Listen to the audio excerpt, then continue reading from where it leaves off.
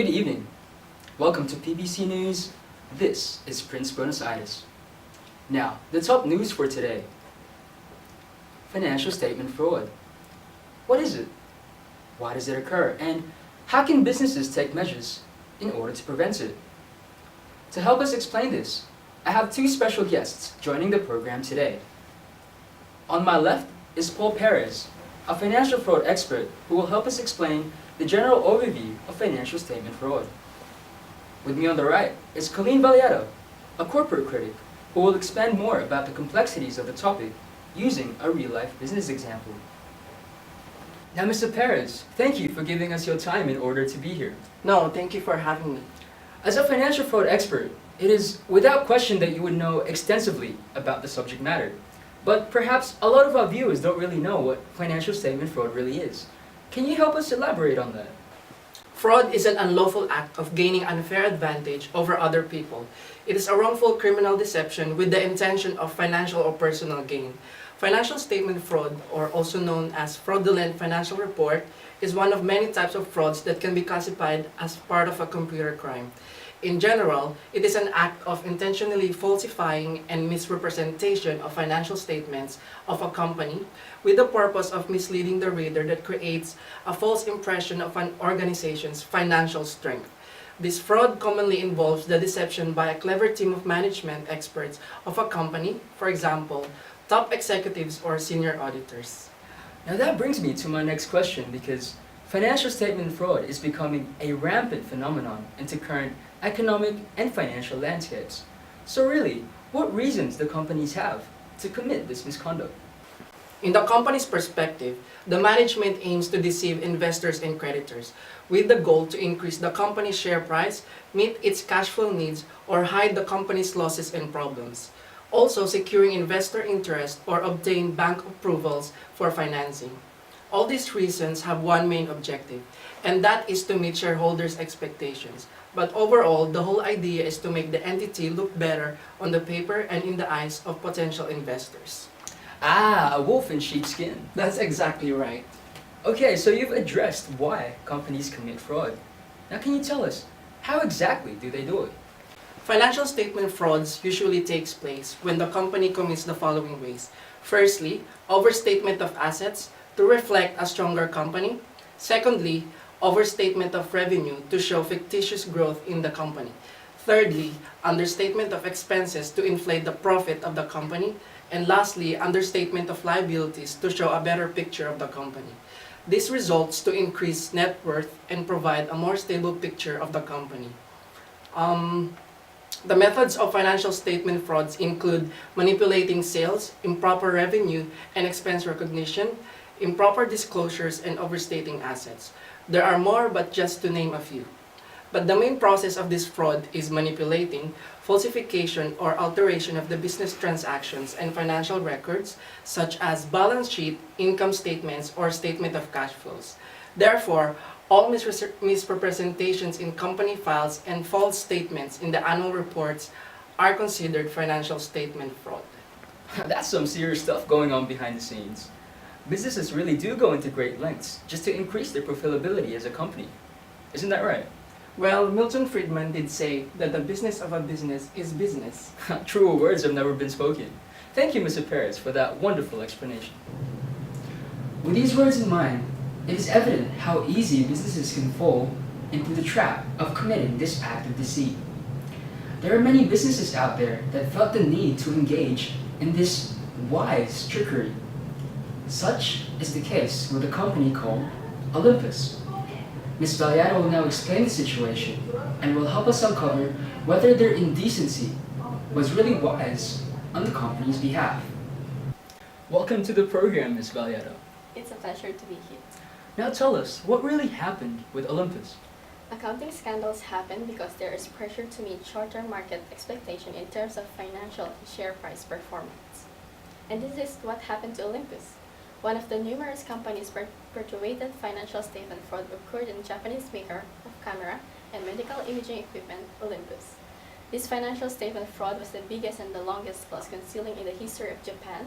The financial statement fraud was unraveled by the newly appointed CEO, Mr. Michael Woodford, However, Mr. Woodford was fired after he questioned the suspicious payment of $2.2 billion to Gyrus to take over the company, with an advisory fee of $687 million, which is almost a third of the actual price paid for the company. Isn't it the largest advisory fee ever?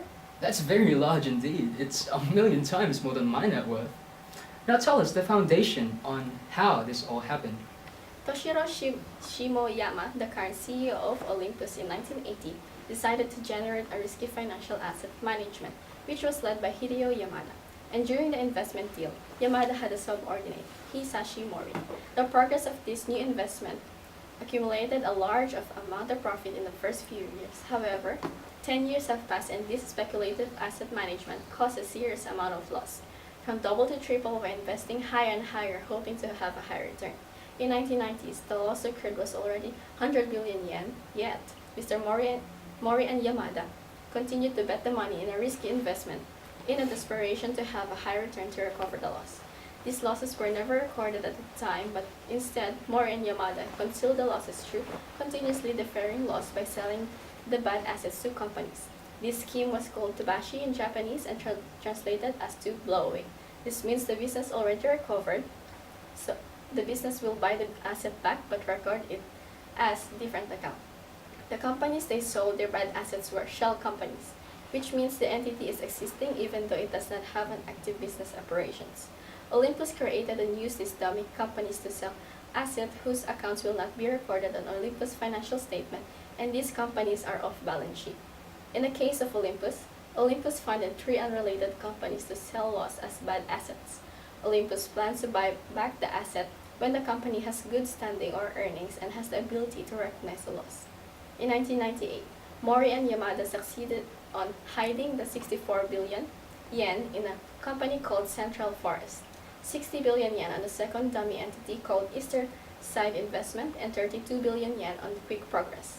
To make the long story short, the most recent transaction of Olympus' loss disposition scheme was taking over Gyrus with a huge payment of advisory fee. The purpose of the overly priced payment of the advisory fee was to hide the investment losses occurred in 1990 without making it obvious. The company purchased the asset back by disguising it as an advisory fee. That's why it was extensively high priced. The selling the bad assets and buying it back again occurred until 2008.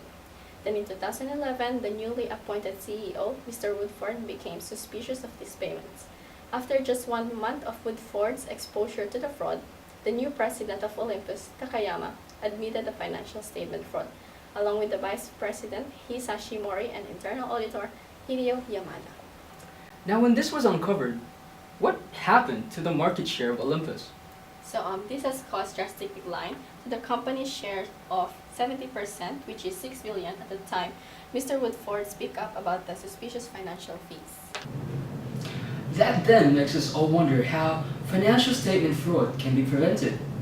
Are there any measures businesses can take? Mr. Paris, let me go back to you. Do you have any ideas? There are several ways to prevent financial statement fraud. Firstly, the company can establish a strong organizational environment that contributes to the integrity of financial reporting process. This measure educates management in regards to identifying and understanding the factors that lead to financial statement fraud, hence demonstrating ethical behavior. Secondly, initiate annual examinations of financial statements by external parties to assess the risk of financial statement fraud within the company. Due to many cases, management is the party that commits the fraud. Therefore, this measure prevents management from adjusting the financial statements, having an independent party to examine the financial statements. Most importantly, businesses can design and implement internal controls to provide reasonable assurance of preventing financial statement fraud. For example, segregating accounting functions. In this way, fraud is prevented by reducing the incentives of committing the fraud. Those are some fantastic ideas. Thank you, Mr. Paris. I hope the companies out there are taking some notes. Well, that concludes tonight's episode. Tonight, we have uncovered what financial statement fraud really is, why and how the companies commit it, and a business example that highlights the consequences committing this fraud can possibly bring. With this in mind, I do truly hope the companies out there always bring authenticity on the table, because to fail with honor is better than to succeed with fraud. This is PPC News. Good night, Australia.